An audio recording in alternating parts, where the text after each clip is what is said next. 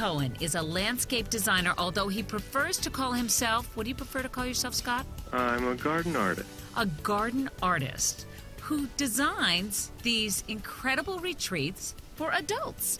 Part of romance for you is the plantings, specifically the fragrance of the plantings. Do you want to explain that? Well, for years and forever, we've known that natural fragrances can be aphrodisiac, that aromatherapy is the whole study of that.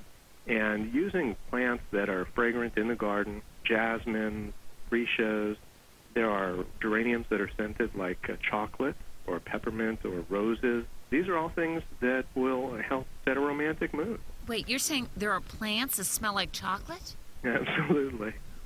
What plant is that? They're scented geraniums. Geraniums have kind of a strong fragrance, and they've been hybridized over the years, and there's collectors clubs all over the country. They've got chocolate-flavored geraniums. You can actually make teas from them, too. And are they annuals or perennials? They're perennials, and they grow easily from cutting, too. So they're something we call friendship plants, meaning that you can cut the growing tips off of them and give them to a friend, and they can plant it in their garden, too.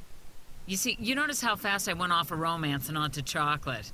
I don't know what that indicates about me, but I'm fascinated by a plant that smells like chocolate. What else do you do to set a romantic atmosphere in a backyard? Well, aside from music that we talked about a little bit, but music in the garden can really set a great mood. When you come home from work, putting on some nice classical music or jazz or relaxing and just enjoying the garden can put everybody into a settling mood. What about lighting? Lighting is absolutely a critical element when we're designing a yard, especially for entertaining and for setting a mood. Basically, we're painting the landscape with light at night. Just about anything that we highlight with a light fixture adds depth to the yard and creates, there's many different effects that we can create with lighting. For instance, we can uplight a tree, which shows off the trunk structure of the tree. We can show off some of the leaves. We can silhouette a plant where we put the light behind the plant.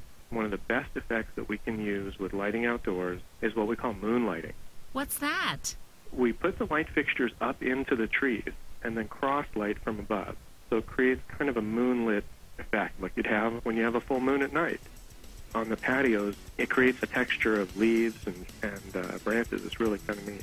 Well, Scott Cohen, HGTV expert, thank you so much for talking with us. It's nice to hear how you can make your backyard the setting for romance. Thank you very much.